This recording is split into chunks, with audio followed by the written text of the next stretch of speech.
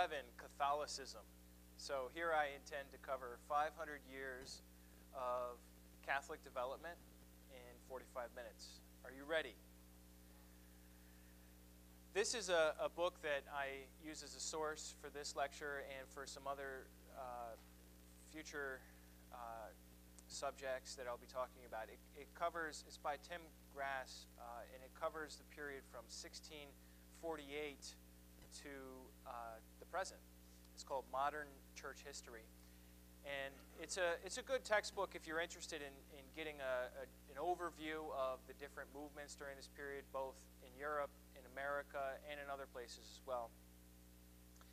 And so I just wanted to mention that to you before jumping in.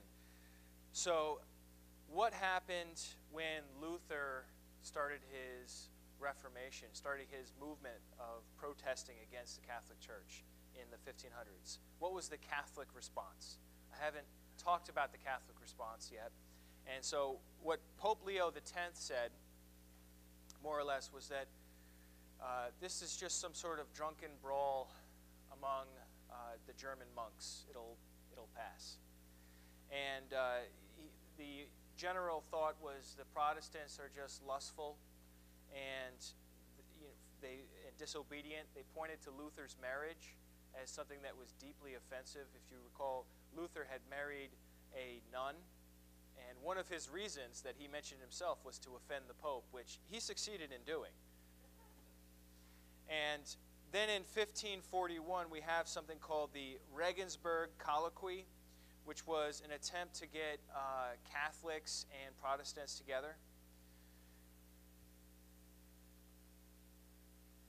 And they drafted a position paper in 1541, and both the Pope and Luther rejected it. So there wasn't much hope at healing this division that had happened early on. And so what we have then is the Council of Trent. But before I come to the Council of Trent, I just want to mention a few things about the Inquisition. The Inquisition is a part of the Catholic Church that had started as early as the 12th century. So it had been around for hundreds of years by the time of the Reformation in the 1500s. And the Inquisition was something that was developed to combat Cathars and Waldensians, which I'm not going to get into what their beliefs were, but they were different groups that had beliefs divergent from the Catholic Church. And so the Inquisition was especially strong in Spain and Portugal, but also in other places as well. And it persecuted Jewish and Muslim converts that were suspected of secretly continuing to practice their old belief system.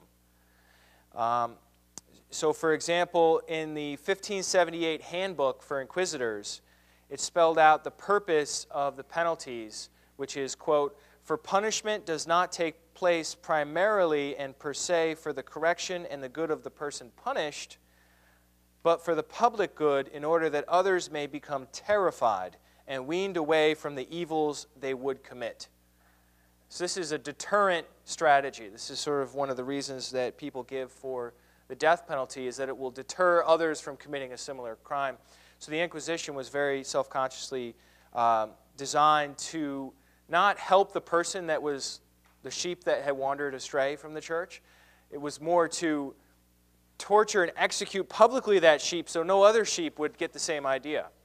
And a lot of times what would happen is someone would get arrested and tortured by the Inquisition and then asked to implicate others who also were secretly practicing illicit faiths. And then they would be brought in and tortured and asked to tell on others, and so it spread. It was just a terrible, terrible time for the church. They also persecuted sorcerers and witches and things like that. In 1821, the Inquisition was finally abolished in Portugal. And in 1826, the last execution was carried out in Spain. In 1834, they finally outlawed the Inquisition in Spain. And then in 1908, the Inquisition got renamed to the Sacred Congregation of the Holy Office. You always have to be a little worried, a little weary when they name something holy or sacred, Because, like, why do we have to add that in, you know, if it already is? But anyhow, it was cleaned up in 1908 as the Sacred Congregation of the Holy Office, and then it was renamed in 1965, more recent times, as the Congregation for the Doctrine of the Faith. And so the Inquisition is still with us, actually. They're not, it's not an arm of the Catholic Church used to torture and execute people anymore, but it is an arm that's still doing the same job, which is rooting out people that are diverging from the Church, and its authority is over Catholics only. And so, for example, in 2001, the CDF promoted Catholic morality, and it was dealing with the priests who were accused of pedophilia in the Catholic Church. Okay, so that's the Inquisition. It's an aspect of the Catholic Church that had been around since the 12th century, and in a much tamer form is still with us today as the Congregation for the Doctrine of the Faith. Now we need to talk about the Council of Trent. Pope Paul III called for and convoked the Council of Trent in the year 1545, and it lasted till 1563. There were a couple of breaks in there, but just to simplify, this is a council that went more or less for 20 years. The purpose of this Council of Trent was to deal with the issue raised by Luther and Calvin and Zwingli and others who were breaking away from the Catholic Church, and it was a response. What do we do? Our church is breaking into pieces here. And so Christianity after the Council of Trent is called Tridentine Catholicism, after the Council of Trent, and before it, we just call it medieval Catholicism. So we have almost a whole different kind of Catholicism coming in. I mean, it's not totally different. It's just there are some changes. For example, on the doctrinal front, they affirm the 7 sacraments, which have been questioned by a lot of these protesters, including transubstantiation and the people not being able to take the cup and communion. They rejected justification by faith alone, and they affirmed that doctrine is built on Scripture and tradition. It's not built on Scripture alone. Luther's motto was sola scriptura. The Catholics are saying not sola scriptura, Scripture and tradition. And this is also a time when they included the Apocrypha as an official part of the canon of Scripture. These are the books found in the Catholic Bible that are not in other Bibles. It was at this time. They had been used for a long time, but they were officially declared legitimate here. The main difference that we find with the Council of Trent is that they really cracked down on abuses by the priests and the bishops, and they cleaned house.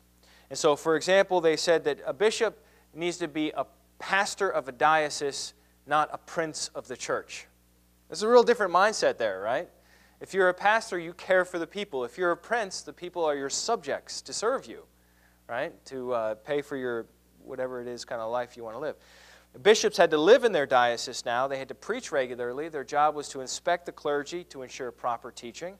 And they're supposed to meet regularly at meetings called synods.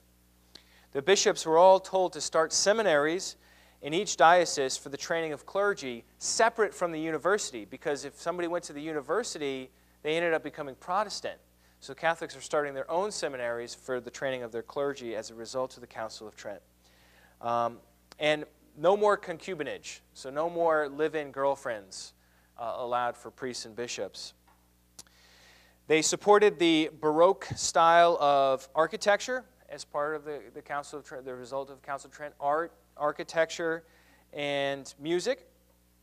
And in 1559, they came out with, during this season, they came out with the Index of Prohibited Books, which is a list of books.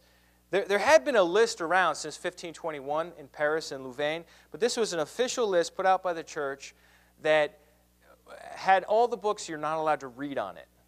Okay, so if you got caught with a book that was on this list, the Index of Prohibited Books, then you would be charged with heresy and the Inquisition would deal with you.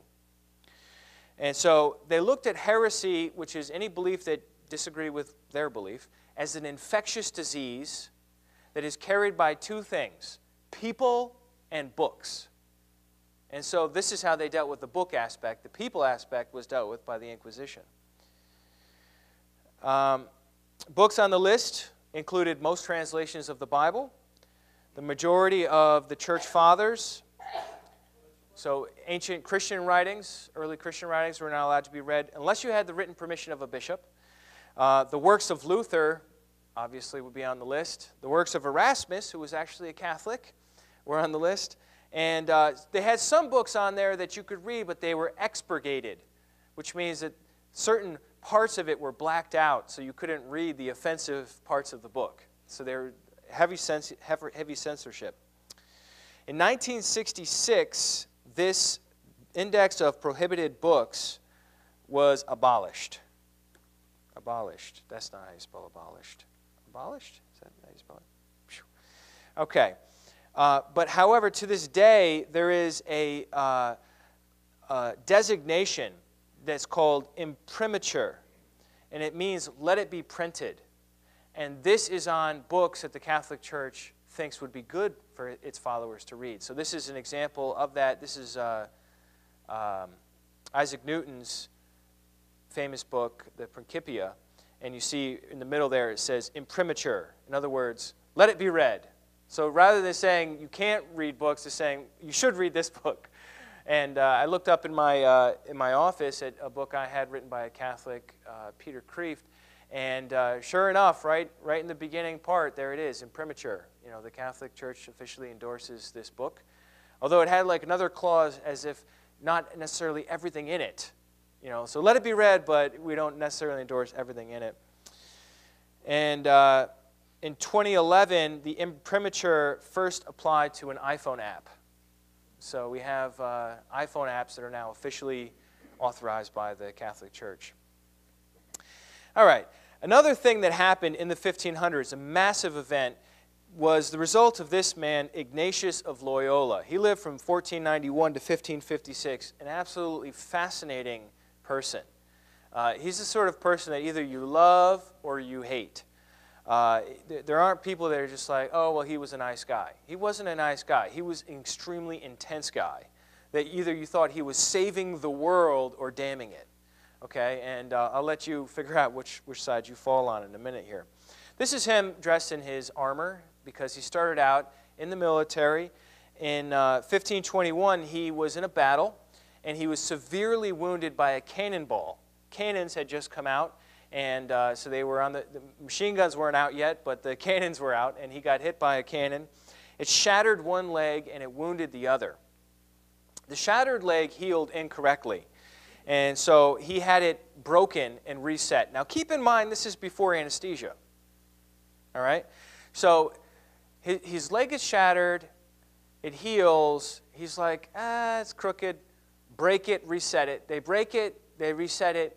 It heals crooked again with a protruding bone below the knee. And so one leg ended up being shorter than the others. So he ordered the doctors to saw off the knob of bone and stretch his leg. And after all that, it was still unsuccessful, and he walked with a limp the rest of his life. He was an intense man. And he wanted to have, you know, in their society, you wanted to put your best foot forward. You know, you wanted to walk evenly, and you didn't want people to think that you were, you know, defective or something. And so that was important to him. Anyhow, during his long recuperation, you could imagine this would be a long recuperation, he read a number of books. He tried to get some other books that were more entertaining and sinful, but they didn't have any on hand, so he ended up with On the Life of Christ by Ludolf Saxony. And he reads this book about the life of Christ and has this amazing conversion experience. And he starts reading all these other books on the life of Jesus books and lives of the saints, these kinds of books. And he decides that to be a saint, a true child of the church, is better than to be a knight on the battlefield. It's more impressive, it's more difficult, it's more challenging. And so He starts imitating people like Francis of Assisi, and he starts trying to think of himself as a monk, and he dedicates himself to the Virgin Mary as a spiritual knight. In 1522, he stays in a cave for a little while as a hermit, and he practices severe asceticism, which is denying himself pleasure, denying himself, a lot of fasting involved, denying sleep, things like that. And he had some visions at that time. The next year, in 1523, he went on a pilgrimage to the Holy Land because he decided he was going to go convert the Muslims. He got there, and he did not convert the Muslims, and he ended up coming home. And in 1524, he developed and finished his spiritual exercises. These are ways of reading Scripture meditatively. Ignatian contemplation, for example, is one of them that is where you put yourself into the scene of the Bible. You try to visualize what they saw, feel what they felt, hear the sounds they heard, and so on.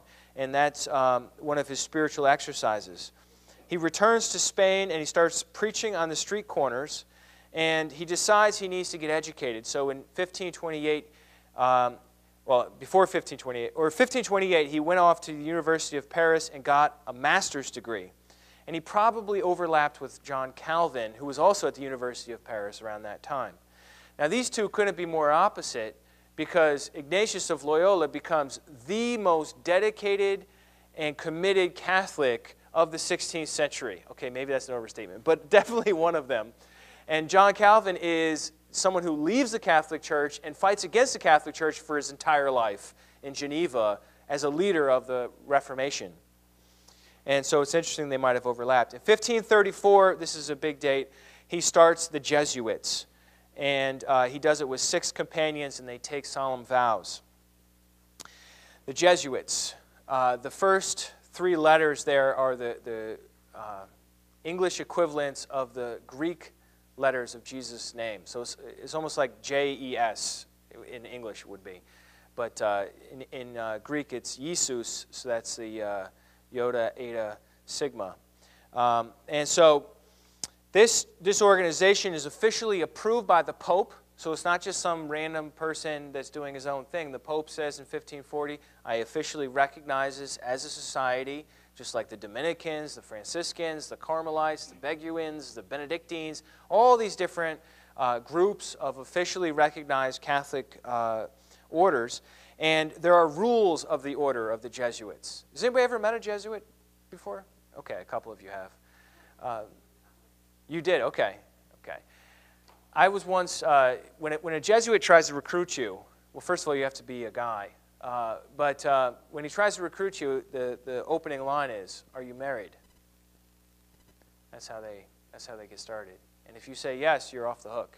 If you say no, then it's like you've got to come to the secret meeting and try to get you involved, because you have to be celibate for life in order to be a part of the Jesuit order. They took vows of poverty, chastity. They accepted orders to go anywhere in the world. This is all part of the deal. If you're going to sign up to be a Jesuit, you have to leave. You may have to live in extreme conditions. I'll get to that in a minute. And they're thought of the Marines of the Church as God's soldiers, the sort of cream of the crop of the Catholic Church. And they vow direct obedience to the Pope. I have a quote here for you. This is rule number 13. It says, that we may be altogether of the same mind and in conformity, if the church shall have defined anything to be black, which to our eyes appears to be white, we ought in like manner to pronounce it to be black. Absolute obedience to the church, and especially the Pope. If the church says it's black, it's black. I don't care if your eyes tell you it's white. Your eyes are wrong. And that's the sort of dogged obedience that we have here. Ordination takes between 8 and 14 years of training. And then you still can't take your vows for a few years after that. It's by far the longest of all the orders to become a Jesuit priest. And they were a vigorous group of people. This is Francis Xavier. Matt Elton shared about his role in Chinese Christianity, or in Japanese Christianity. This is the man who preached in India and had great success in Japan. You see the IHS by his sword there, or not a sword, a cross coming out of the heart.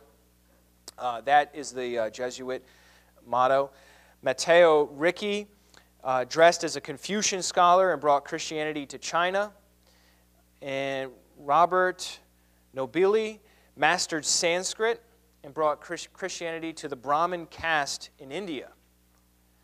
And then we have Alexander de Rhodes, who preached in Vietnam. These Catholic Jesuits are going off doing missionary work before anyone else is even thinking about this subject. I mean, it's really something how far ahead of the game they were. So we're talking about Japan, China, India, Vietnam, but there's a whole other part of the world that gets a lot of Catholic influence as well, the Americas.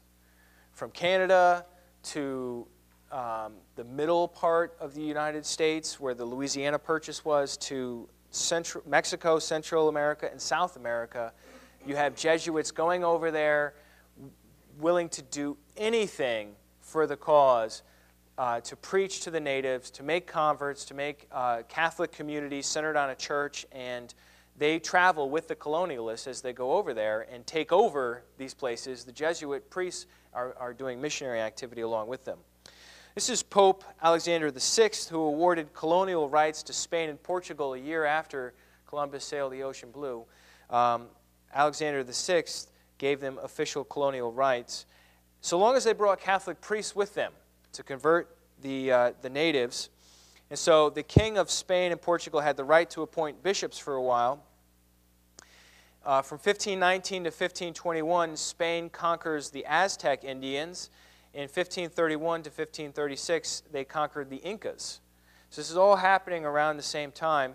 They treat the natives as barbarians, and they enslave them. The most deadly thing they do, by far, is they bring smallpox and other diseases that the natives have no resistance to, and just incredible percentages of the population are totally wiped out by small things like smallpox and typhus and things like that the Europeans brought with them.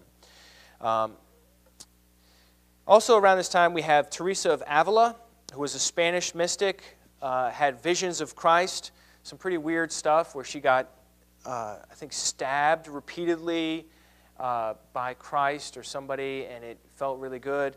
And she had these really weird visionary experiences, but she was officially recognized as a legitimate visionary or a mystic as part of the Catholic Church, and she started a group of discalced Carmelites, which means they don't wear shoes. And she was very influential. There's a lot more I could say about her, but I'm doing 500 years in just a few minutes here. So I'm running on then. Gregory the 15th is the man who in 1622 founded the Sacred Congregation for the Propagation of the Faith. They didn't like short names back then, I guess. And so he founded this as an organization to supervise all the missionary work that was happening.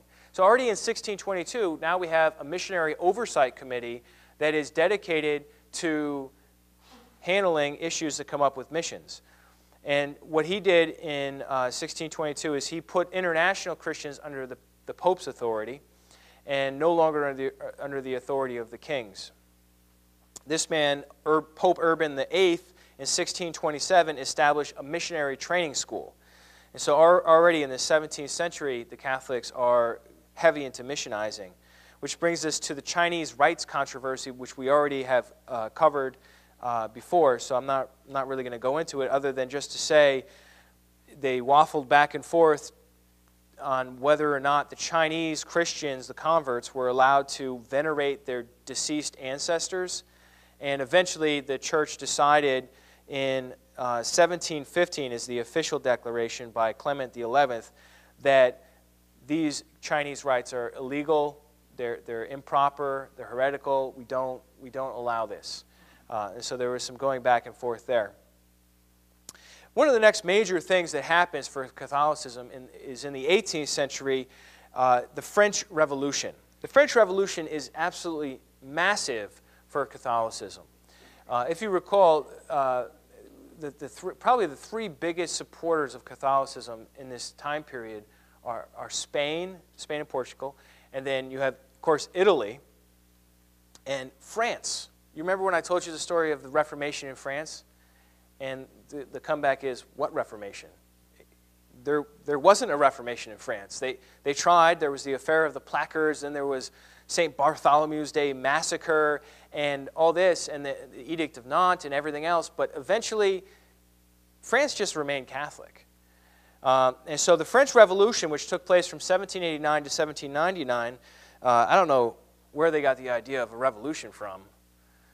Maybe America, 1776, right? But anyhow, 1789 to 1799, Thomas Jefferson was there, by the way, at least in the beginning of the French Revolution.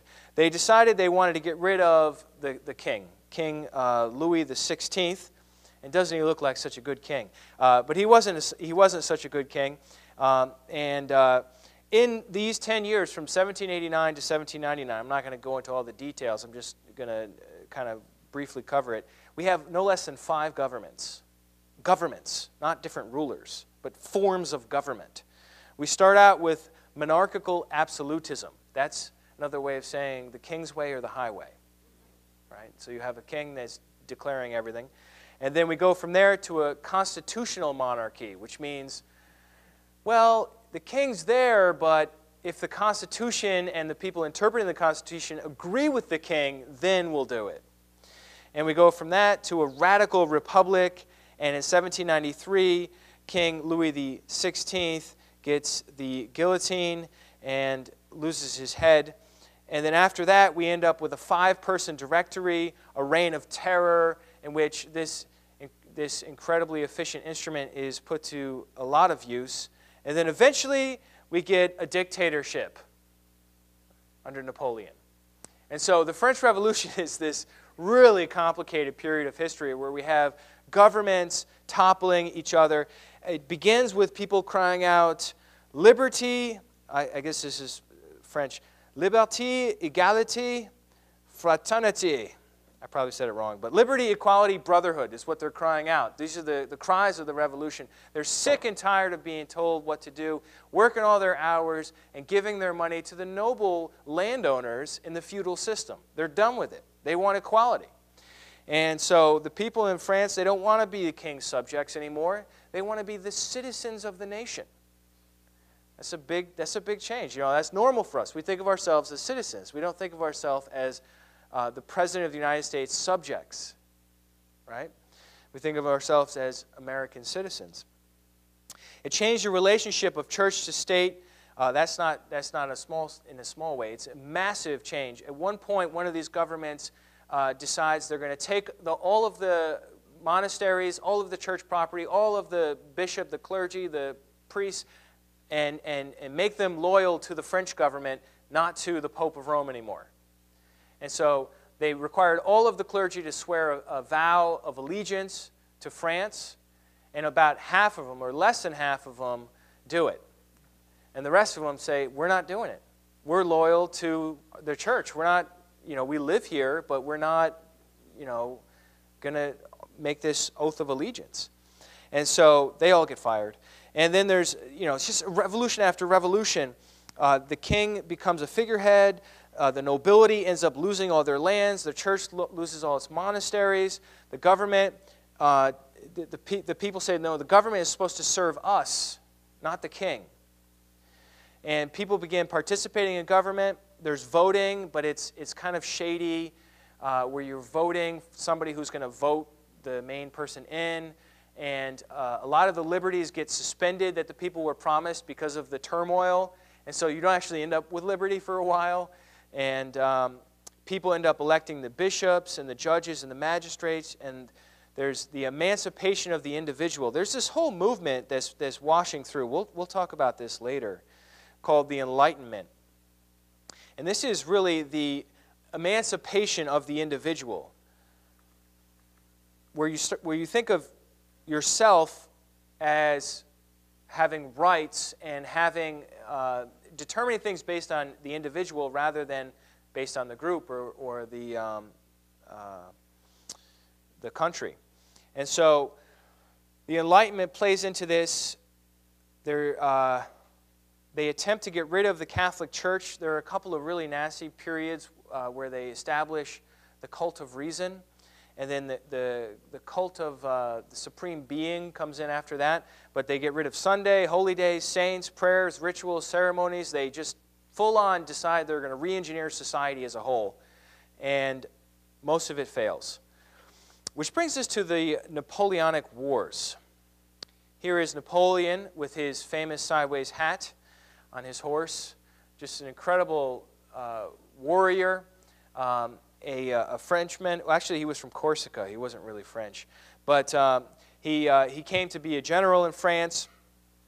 And there were wars. During the period of the Revolution, you have wars without as well as wars within. And at one time, not only England, but also Austria and Prussia and Russia, everybody wants a piece of France. You know why everyone wants to attack France during the period of the Revolution? Because they don't want the revolutionary chaos and equality ideas to spread. So they'd rather conquer France and put it back the way it was than have this revolution spreading from country to country like a cancer. And so France needs somebody that can fight wars. And that's how Napoleon rises to power. These wars of Napoleon last from 1803 to 1815. And he fights against England, Austria, Prussia, and Russia. And he conquers much of Europe. Pope Pius VI, I'm not going to tell you the whole political story about Napoleon. I just want to focus on how it affects Catholicism right now. But Pope Pius VI condemned the French Revolution when it happened. And as a result, things did not go well for him. The church had lost its power, had lost its authority, had lost its right to appoint bishops. And Napoleon Bonaparte's general invaded Italy, took over the Vatican, and grabbed Pope Pius VI and brought him away to France, who then died in exile. So the Pope gets kidnapped and dies in exile. The next Pope comes on the scene, and Napoleon decides he's not going to be the same as the Revolution, totally anti-Catholic, but he's going to recognize that although France is not a Catholic nation, it's a nation with a majority of Catholics. And he decides he can better use Catholicism to keep the country together than attacking it. And so Napoleon decides that it's better to make peace with the Catholic Church. And in 1801, he compromised and restored some of the traditional roles to the Pope of Rome. The clergy are still going to be salaried by France and not by Rome. And the papal states can return to the Pope's control, but everything's sort of under this overarching French empire that's spreading all over Europe. In 1804, something really interesting happens where Pope Pius VII is called upon by Napoleon to crown him as emperor. This is why I say it's a dictatorship. I mean, if you get crowned as the emperor by the Pope, you're trying to be like the Caesars of old. I mean, he's pretty clearly trying to imitate that in this painting here. When this happened at Notre Dame in Paris, he also had Pope Pius VII crown his wife, Josephine, as empress. And at this point, Ludwig van Beethoven, you ever heard of him before? Crossed out his dedication to Napoleon in his Third Symphony because he thought Napoleon had gone too far and he crossed him out in his Third Symphony. And Napoleon didn't really care what Beethoven wrote in his symphony because he had the whole world in his hand, or so it seems, right? This is a map here. You have the French Empire in the middle, and then you have the countries that are allied with Napoleon, like the Austrian Empire. And then you have these satellite nations. I mean, just a brutal war fought in Spain. Nasty on both sides, but eventually it falls to France. The Kingdom of Italy falls to France, the Kingdom of Naples, the Confederation of the Rhine, and over here the Grand Duchy of Warsaw, which we would probably call Poland, and Prussia, and then you have Denmark and Norway. I mean, if you're Portugal or the United Kingdom, you're getting pretty nervous, right? And there's one other country over here, Russia. And so what happens is Napoleon finally decides he's going to take Russia, raises an army of 600,000 and marches his way to Russia. The Russian Tsar is very clever and refuses to engage Napoleon in battle and just retreats, and gives him Moscow. So Napoleon gets to Moscow, and the city's empty. There's no people in it. And the city lights on fire, and it gets completely burned. And I think there's some question as to whether it was the Russians that started the fire or Napoleon and his people that started the fire. But here's the thing. Fall was there. Winter's around the corner. If you're going to stay in Russia and keep trying to chase after these Russian troops who are running away from you, he hadn't even gotten into a battle yet. You need a place where you can winter, some place where you can have shelter and you can have food and access to sanitation and everything else. And if Moscow is up in flames, what are you going to do? So they decide to go home. And on their way home, winter comes early that year. And it's a brutal winter with temperatures below freezing and snow, and the army just withers, and these Cossack little raiding bands would come and attack them on the flanks, and they were eating their horses to survive, and it was just disaster. Hardly anybody makes it home, just a tiny percentage of the people that left, and they never even got to fight the Russians. And so when that happens, the rest of Europe, see, I'm telling the political history. I'm supposed to stick to how it relates to Catholicism. But it's such a story, isn't it? The rest of Europe sees that this army is depleted, and they rise up, and they decide, if we all league together, we can fight against Napoleon and fight against France, and we can take them. And they do. And that is when France goes back to the normal size of being France again. So, very, very catastrophic, like a world war here that happens in Europe that really affects Catholicism in a big way. Next, I want to talk about the Immaculate Conception of Mary, which comes in as a belief officially proclaimed in 1854. So this is sometime after the Napoleonic Wars. But in 1854, Pope Pius IX proclaimed the Immaculate Conception of Mary as dogma. Now this is, to be clear, not that Jesus was born without sin, but that Mary was conceived without sin. So that she could then be holy, a holy vessel for having Jesus. And so the Immaculate Conception of Jesus, or of Mary, started in, well, the whole movement has a whole prehistory to it. But 1571, there was a battle of Lepanto against the Ottoman Turks, and they won.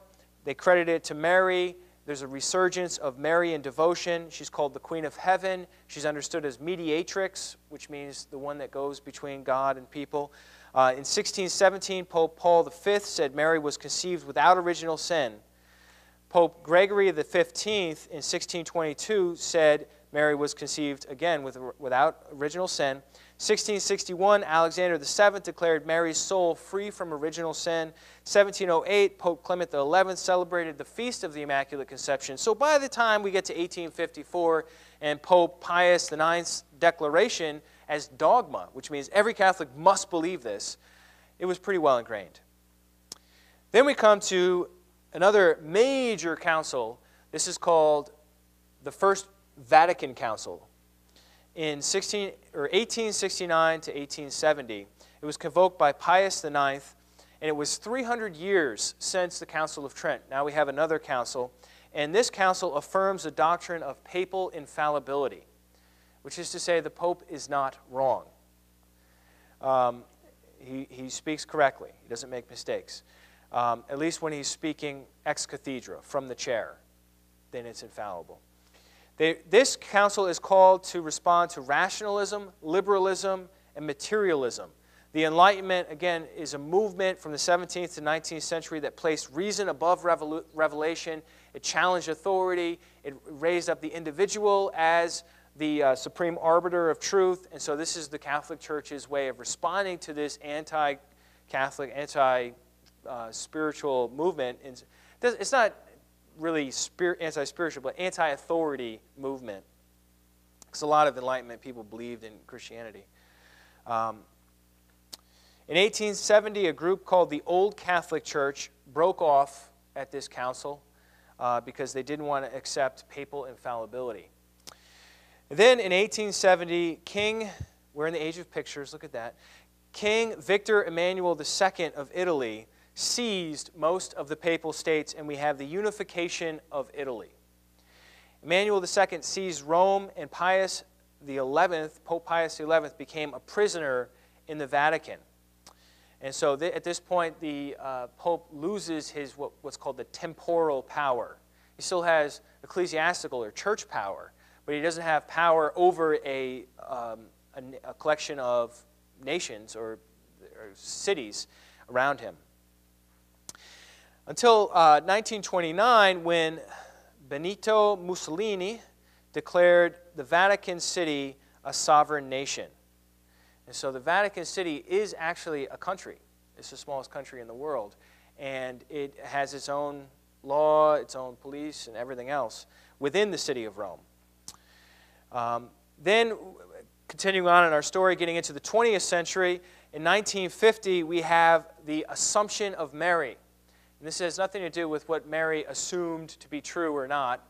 It has to do with the idea that Mary, since she did not have original sin, was assumed into heaven. She ascended into heaven bodily, in body and soul. She did not die and go into a tomb like Jesus. She also ascended into heaven. And so that ends up in 1950 by Pope Pius XII. And then we come to another game changer, Second Vatican Council, which happened from 1962 to 1965. Another massive change within the Catholic Church. Again, Mary is lifted up and venerated as very worthy of veneration. Paul VI proclaimed Mary the mother of the Church and made the council, Second Vatican Council, was to declare the teachings clear to the modern world. They talk about the nature of the Church, the mission of the laity, and religious freedom. And probably the biggest change is they allow Mass in the vernacular language. So no longer when you go to a Catholic church do you hear it in Latin. If you're in America, you hear it in English. And they also do sacraments in that language, the local language as well. There's also a movement called ecumenism. I don't know if you're familiar with this or not, but it's where you try to find points of commonality between multiple different sects of Christianity. So, for example, the Catholic Church is reaching out to the Eastern Orthodox Church, and the Protestant Church is trying to find points of commonality, trying to find some sort of unity. And as a result of the Second Vatican Council, we have another breakaway from the Catholic Church called the Traditional Catholics, is what they like to call themselves. Other people call them traditionalist Catholics because Catholics call themselves traditional too, so it's kind of a debate over a name. But I believe Mel Gibson's part of this group that wants to say the Mass in Latin. They want to stick to the traditionalist, pre-Second Vatican way of being a Catholic. But the story's not over. 1968, we have the encyclical Humane Vitae, probably butchered that, by Pope Paul VI, who condemned birth control, abortion, and euthanasia. This doesn't mean that these are new teachings. It just means that there was an official church statement on that, because this is, when the society brings up an issue, the church responds, right? Makes sense. And then in 1971, we have the beginning of what's called liberation theology. People could argue it might have started before that, but this is when Gustavo Gutierrez wrote his book, A Theology of Liberation. This is a movement involving a lot of people in South America, Leonard Boff of Brazil, John Sobrino of Spain, Oscar Romero of El Salvador, Juan Luis Segundo of Uruguay.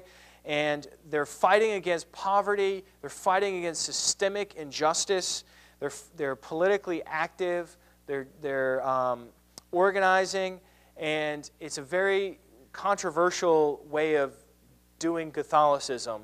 that eventually gets accused of being too communist, too Marxist in 1984 and 1986. And the Congregation of the Doctrine of Faith, which is what used to be the Inquisition, accused the liberation theologians of Marxist concepts. And then Pope John Paul II, as well as Benedict XVI, denounced the movement of liberation theology. But it's very much still with us in these countries today, where they're organizing and fighting against governments and trying to organize the poor. 1994, Pope John Paul II made a proclamation affirming the ordination of men only for the priesthood of the church. In 2001, we had the sex abuse cases break out, and major lawsuits claimed priests were sexually abusing minors. Some priests resigned, others were defrocked. You know what that means? It's where you're not a priest anymore. Others are jailed. There were financial settlements with many victims. One survey done in the United States from 1950 to 2002 found that 4% of priests in the United States had been accused of sexual misconduct. So a small percentage, and that's also who are accused, but in the news, a very big issue, right? It's something that is constantly being brought up.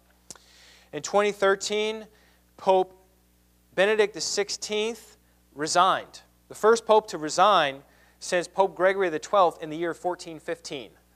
I was looking at his hat in this picture here, and what I see there, I believe, is Mary. And I just find this whole Mary business so fascinating as a non-Catholic, because I'm reading the Bible, and there's probably like, I don't even know how many verses about Mary in the whole Bible. You know, 5, 10, maybe 20. I don't know. I'd have to count them. And how many? And there's no picture of God on his hat, and there's no picture of Christ on his hat. At least not this particular hat. But it's just Mary, and it just seems to me, you know, unusual, you know, noteworthy. But he had the courage to resign from office when he felt that he was no longer able to function adequately, and I appreciate that, certainly. At which point in 2013, Pope Francis was elected, who is the first Latin American to be Pope and the first Jesuit, which brings us full circle back to talking about the Jesuits. So let's take a break, and we'll come back and look at the colonies and the Methodists, 1500s. And the Inquisition was something that was developed to combat Cathars and Waldensians, which I'm not going to get into what their beliefs were, but they were different groups that had beliefs divergent from the Catholic Church. And so the Inquisition was especially strong in Spain and Portugal, but also in other places as well. And it persecuted Jewish and Muslim converts that were suspected of secretly continuing to practice their old belief system. So, for example, in the 1578 Handbook for Inquisitors, it spelled out the purpose of the penalties, which is, quote, "For punishment does not take place primarily and per se for the correction and the good of the person punished, but for the public good, in order that others may become terrified and weaned away from the evils they would commit." So this is a deterrent strategy. This is sort of one of the reasons that people give for the death penalty, is that it will deter others from committing a similar crime. So the Inquisition was very self-consciously designed to not help the person that was the sheep that had wandered astray from the church. It was more to torture and execute. Number 11, Catholicism. So here I intend to cover 500 years of Catholic development in 45 minutes. Are you ready? This is a book that I use as a source for this lecture and for some other future subjects that I'll be talking about. It's by Tim Grass, and it covers the period from 1648 to the present. It's called Modern Church History. And it's a good textbook if you're interested in getting an overview of the different movements during this period, both in Europe, in America and in other places as well. And so I just wanted to mention that to you before jumping in. So what happened when Luther started his Reformation, started his movement of protesting against the Catholic Church in the 1500s? What was the Catholic response? I haven't talked about the Catholic response yet. And so what Pope Leo X said, more or less, was that this is just some sort of drunken brawl among the German monks. It'll pass. And the general thought was the Protestants are just lustful and disobedient. They pointed to Luther's marriage as something that was deeply offensive. If you recall, Luther had married a nun, and one of his reasons that he mentioned himself was to offend the Pope, which he succeeded in doing. And then in 1541, we have something called the Regensburg Colloquy, which was an attempt to get Catholics and Protestants together. And they drafted a position paper in 1541, and both the Pope and Luther rejected it. So there wasn't much hope at healing this division that had happened early on. And so what we have then is the Council of Trent. But before I come to the Council of Trent, I just want to mention a few things about the Inquisition. The Inquisition is a part of the Catholic Church that had started as early as the 12th century. So it had been around for hundreds of years by the time of the Reformation in the 15th. The Inquisition is still with us, actually. They're not, it's not an arm of the Catholic Church used to torture and execute people anymore, but it is an arm that's still doing the same job, which is rooting out people that are diverging from the church, and its authority is over Catholics only. And so, for example, in 2001, the CDF promoted Catholic morality, and it was dealing with the priests who were accused of pedophilia in the Catholic Church. Okay, so that's the Inquisition. It's an aspect of the Catholic Church that had been around since the 12th century, and in a much tamer form is still with us today as a congregation for the doctrine of the faith. Now we need to talk about the Council of Trent. Pope Paul III called for and convoked the Council of Trent in the year 1545, and it lasted till 1563. There were a couple of breaks in there, but just to simplify, this is a council that went more or less for 20 years.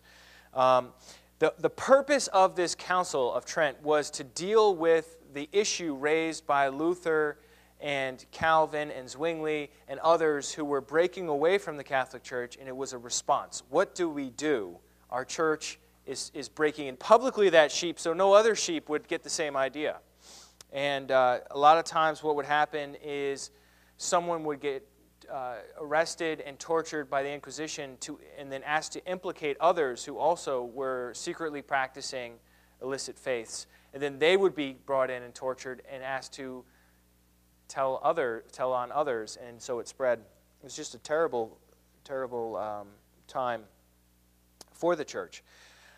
They also persecuted sorcerers and witches and things like that. In 1821, the Inquisition was finally abolished in Portugal, and in 1826, the last execution was carried out in Spain.